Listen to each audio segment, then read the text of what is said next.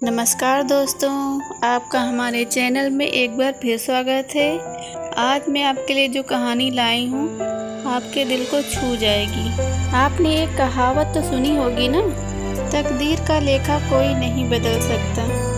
इसका खेल सिर्फ तकदीर लिखने वाले को ही पता होता है और तकदीर हमेशा अच्छे कर्मों से बनती है। ये कहानी भी ऐसे दो भाइयों की कहानी है जिसमें दोनों की तकदीर ने ऐसा खेल खेला कि दोनों की जिंदगी उलट पुलट हो गई। तो चलो इस कहानी को शुरू करते हैं। तकदीर का खेल। दोस्तों, बात बहुत पुरानी है। गुजरात के सूरत शहर में मनसुख नाम का एक व्यापारी था। इनका कीमती रत्नों का कारोबार था। इनका कारोबार दुनिया के कई देशों में फैला हुआ था।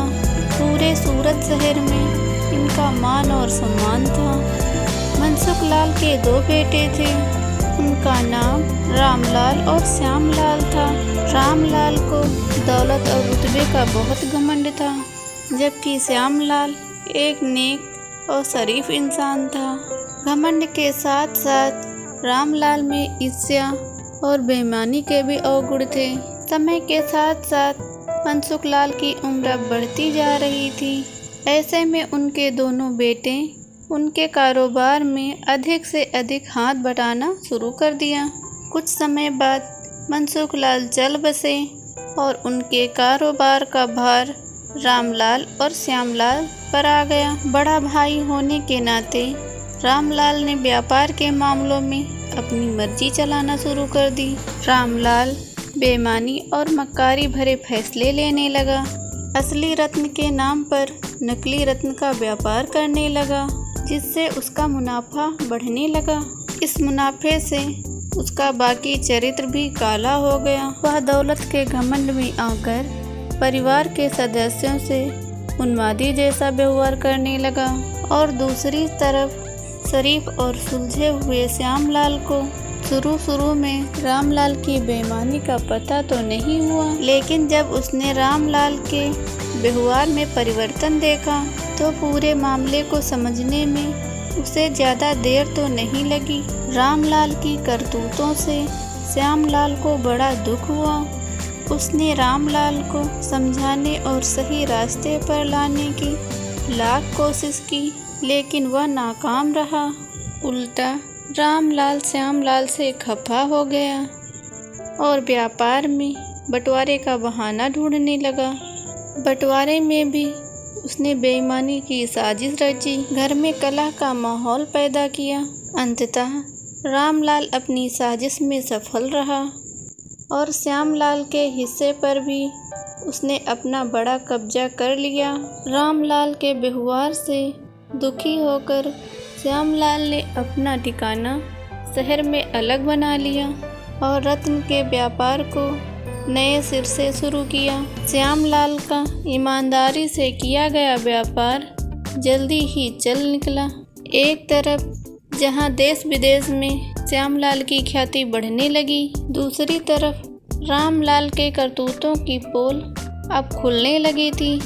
नकली रत्न के व्यापार के कारण रत्न बाजार में रामलाल के व्यापार को जोर से धक्का लगा और उसके व्यापार का दायरा अब सिमटने लगा। अंत में कोई भी व्यापारी बाहर का तो छोड़ो, अपने ही देश का रामलाल का नाम लेने का तौबा करने लगा। अब तो नौबत यहाँ तक आ गई थी कि रामलाल को धन के अभाव में अपना घर, अपना व्यापार, अपना सब कुछ बेचना पड़ रहा था। जल्दी ही रामलाल के हाथ से सब कुछ निकल गया। वह परिवार सहित सड़क पर आ गया।